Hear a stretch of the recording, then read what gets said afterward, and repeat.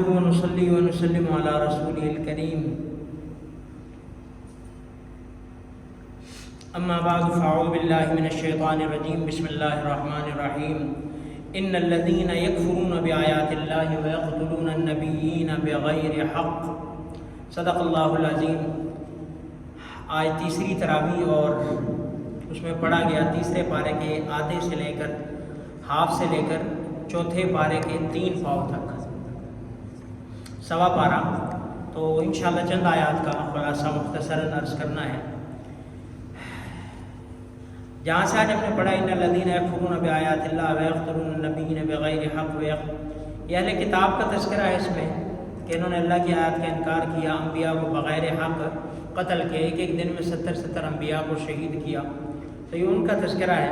آگے اللہ رب العزت کی بڑائی کا ذکر ہے، قل اللہم مالک الملک تؤتی الملک من تشاء وتنزع الملک ممن تشاء وتعز من تشاء وتذل من تشاء بیدک الخیر، کہ اللہ مالک الملک ہے، جسے چاہتا ہے عزت عطا فرماتا ہے، جسے چاہتا ہے ذلت دیتا ہے، جسے چاہتا ہے بادشاہ دیتا ہے، اور جسے چاہتا ہے بادشاہت لے لیتا ہے، اور جسے چاہتا ہے بغیر حساب کتاب کے رزق عطا فرماتا ہے۔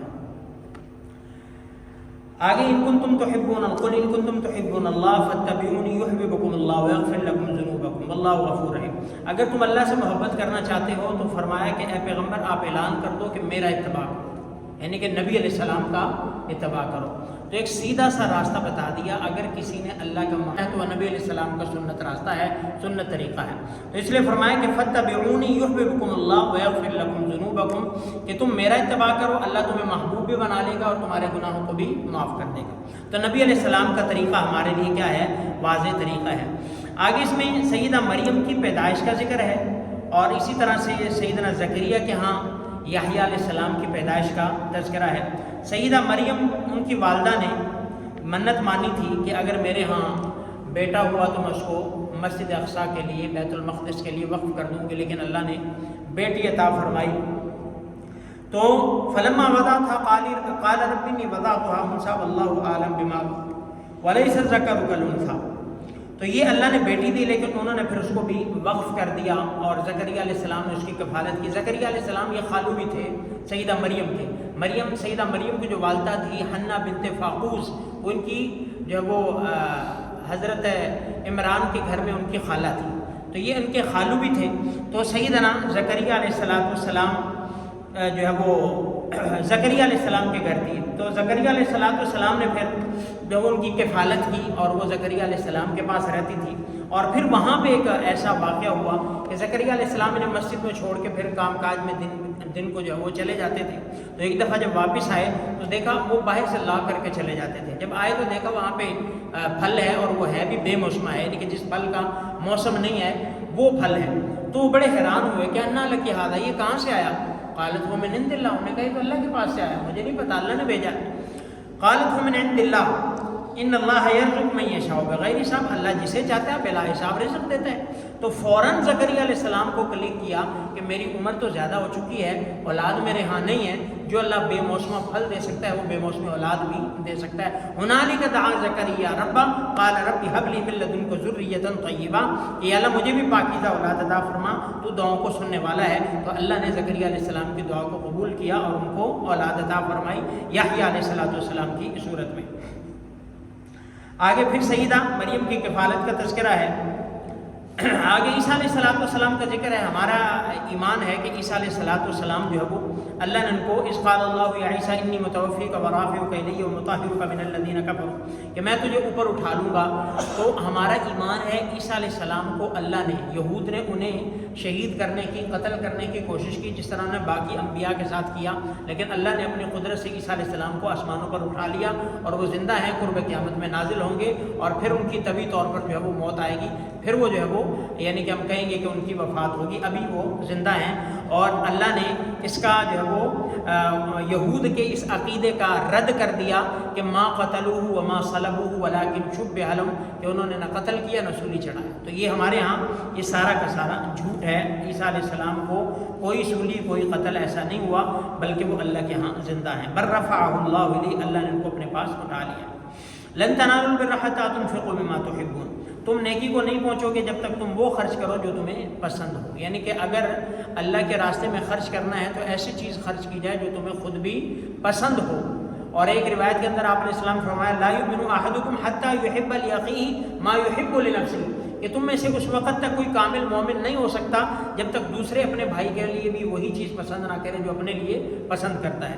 تو ایک تو یہ ہے کہ بندہ، ظاہر سی بات ہے اس میں پھر مختلف سٹینڈرڈ ہو سکتے ہیں کہ ایک بندہ وہ ہے اس کا بڑا ہائی فائی جو ہے وہ سٹینڈرڈ ہے، تو ایک غریب آدمی بیچارہ اس کو اگر وہ کچھ بھی دے دے گا تو اس کا کام چل جائے گا. اور ایک یہ ہے کہ بندہ ایسی چیز دے جو گھر میں بھی بیکار ہو، گھر میں بھی بیکار ہو، بیکار ضائع پڑی، چلو یہ اس کو دے دو. نہیں، اللہ کے راستے میں خرچ کرنا ہے تو وہ چیز خرچ کرنی ہے جو خود بھی کیا ہے، پسند ہے. مثال کے طور پر کپڑا ہے، ابھی خود بھی پہن رہا ہے، اگر استعمال ہوتا ہے، ایک تو یہ ہے کہ اصل یہ ہے کہ بالکل جو ہے وہ نیا دے، لیکن اگر کسی کو دے رہا ہے تو خود پہنا ہوا ہے تو ایسا بندہ اسے پتہ ہے اگر یہ بھی دے دیا تو اس میں بھی خوش ہو جائے گا. تو اتنا ہو کہ ابھی وہ پہننے کے قابل ہو، وہ ٹھیک ہو، صحیح ہو تو پھر ٹھیک ہے. تو اس وقت تک مومن نہیں ہو سکتا جب تک کہ اپنی پسندیدہ چیز تم دوسروں پر کیا کرو، خرچ کرو. آگے فرمایا کنتم خیر امۃ اخرجت للناس تأمرون بالمعروف وتنہون عن المنکر وتؤمنون باللہ، تم بہترین امت ہو، تم کیا کرتے ہو، امر بالمعروف اور نہی عن المنکر. امر بالمعروف اور نہی عن المنکر یہ اس امت کا فریضہ ہے.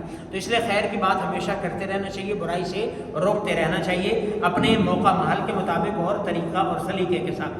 آگے جو ہے وہ اس غدوۃ من اہلک تبوء المؤمنین، اور آگے ہمت طائفتان، یہاں پہ غزوہ احد اور غزوہ بدر کا تذکرہ ہے. غزوہ بدر میں اللہ نے مسلمانوں کو فتح عطا فرمائی سن 2 ہجری میں. سن 3 ہجری میں غزوہ احد ہوا. اس میں ظاہری طور پر چونکہ ایک آپ علیہ السلام کے حکم کی نافرمانی ہو گئی تھی. آپ علیہ السلام فرمایا تھا یہ پہاڑی کا ایک حصہ ہے جبل الرماد، یہاں پہ آپ نے 50 بندوں کو بٹھایا تھا کہ یہاں سے تم نے ہلنا نہیں، ہم ہار جائیں جیت جائیں تم نے یہاں سے نہیں ہلنا. تو اللہ کی شان، جب مسلمانوں کی جنگ ہوئی تو جیت گئے. تو عام طور پر یہی ہوتا ہے جب جیت جاتے ہیں تو اپنا جو ہے وہ مال غنیمت، مال فیض جو ہے وہ اکٹھا کرنے لگ جاتے ہیں. تو اب اس میں 2 گروہ تھے، 2 بن گئے. ایک کہتے ہیں کہ آپ علیہ السلام کا مقصد کیا تھا کہ تم نے، یعنی کہ مقصد یہی ہوتا ہے جب تک جیتے نہیں تو جیت گئے تو لہذا آ جاؤ. اور ایک کہتا تھا کہ نہیں، آپ علیہ السلام نے کہا تھا تم نے کسی صورت نہیں ہلنا، ہم یہاں سے نہیں لیں گے. لیکن کچھ لوگ نیچے آ گئے، کفار نے پلٹ کر پیچھے سے حملہ کر دیا، وہ ظاہری طور پر ایک شکست کی صورت بن گئی. تو اس کا اس آیت میں تذکرہ ہے. یا ایھا الذین آمنوا لا تأکلوا الربا اضعافا مضاعفا، سود کھانے کی ممانعت ہے. سود کی گزشتہ سورہ بقرہ کے آخر میں بھی گزر چکی ہے. سود جو ہے وہ اللہ سے اعلان جنگ ہے. سود اللہ سے اعلان جنگ ہے. یہ گناہ ہے جس کے بارے میں اللہ نے فرمایا جو سود کھاتا ہے وہ مجھ سے اعلان جنگ کرتا ہے، اور اللہ سے اعلان جنگ کی کسی کی طاقت بھی نہیں، کوئی سوچ بھی نہیں سکتا. آگے اللہ کے پاک پیغمبر علیہ الصلوۃ والسلام سے فرمایا کہ فبما رحمۃ من اللہ لنت لهم ولو كنت فظا غلیظ القلب لانفضوا من حولك، اللہ کی رحمت سے آپ بڑے نرم مزاج ہیں، دھیمے مزاج ہیں. اگر آپ سخت مزاج کے ہوتے تو صحابہ جو آپ کے پاس بیٹھے ہیں کبھی بھی نہ بیٹھتے، یہ منتشر ہو جاتے. اللہ نے آپ کو اخلاق کریمہ، اخلاق عظیمہ، اخلاق حسن عطا فرمائے تھے. اس وجہ سے صحابہ کا جمگٹا آپ کے پاس رہتا تھا، آپ پہ جان مارتے تھے، آپ پہ فدا رہتے تھے، آپ کے قریب رہتے تھے. آگے فرمایا فاعف عنہم واستغفر لهم وشاورهم فی الامر، ان کو ان سے درگزر بھی کریں، ان کے لیے استغفار بھی کریں، اور ان کے ساتھ مشاورت بھی کریں. تو مشورہ کرنا جو ہے وہ یہ بھی ایک سنت عمل ہے. کسی بھی کام میں مشورہ کرنا، اپنے جو ہے وہ گھر میں بچوں سے کرنا، بیوی سے کرنا، دوستوں سے کر لینا، جس نوعیت کا مشورہ ہو اس قسم کے لوگوں سے، اس فیلڈ کے لوگوں سے مشورہ کرنا، اپنے علماء سے مشورہ کرنا. یعنی کہ جس طرح کا مشورہ ہو اس میں خیر ہے، نبی علیہ السلام کی سنت ہے. تو اس لیے فرمایا کہ وشاورہم فی الامر، آپ علیہ السلام پر حالانکہ وہی آتی ہے لیکن فرمایا کہ آپ ان سے مشورہ کر لیجیے. آگے لقد من اللہ علی المؤمنین اذ بعث فیہم، تو بخل جو ہے وہ کسی کے لیے، اگر کوئی بخیل ہے تو بخل اچھی چیز نہیں، اس کو اللہ بھی پسند نہیں فرماتے. اور حدیث پاک کے اندر ہے کہ السخی قریب من اللہ، قریب من الناس، قریب من الجنہ، بعید من النار، کہ سخی آدمی جو ہوتا ہے اللہ کے بھی قریب ہوتا ہے، بندوں کے بھی قریب ہوتا ہے، جنت کے بھی قریب ہوتا ہے، جہنم سے دور ہوتا ہے. والبخیل بعید من اللہ، بعید من الناس، بعید من الجنہ، قریب من النار، کہ جو بخیل آدمی ہوتا ہے اللہ سے بھی دور، بندوں سے بھی دور، اور جنت سے بھی دور، جہنم کے قریب. تو اس لیے فرمایا کہ جو بخل کرتے ہیں وہ یہ نہ سمجھیں کہ وہ بڑا کوئی بہتر کام ہے، بل وہ شر لہم، بلکہ وہ ان کے لیے بہت برا ہے. سیطوقون ما بخلوا به یوم القیامہ، قیامت کے دن ان کو اس بخل کی وجہ سے ان کو طوق پہنایا جائے گا. آگے پھر اللہ نے اپنے قدرت کی نشانیاں بیان کی، نفی خلق السماوات والارض کہ آسمانوں میں، زمین میں اور دن رات کے آنے جانے میں اللہ کی قدرت کی نشانیاں ہیں، ان میں غور و فکر کرنا چاہیے، اللہ کا ذکر کرنا چاہیے اور دیکھنا چاہیے۔ وَيَتَفَكَّرُونَ ایمان والے عقل والے جو ہیں وہ یتفکرون فی خلق السماوات والارض وہ آسمان اور زمین کی تخلیق میں غور و فکر کرتے ہیں اور وہ کہتے ہیں ربنا ما خلقت ھذا باطلا سبحانک فقنا عذاب النار، یا اللہ یہ جو تو نے پیدا کیا کوئی بھی چیز تو نے باطل بیکار پیدا نہیں کی، آپ جو ہیں بڑے پاک ہیں۔ تو یہ اللہ کی حمد اور بڑائی ہے۔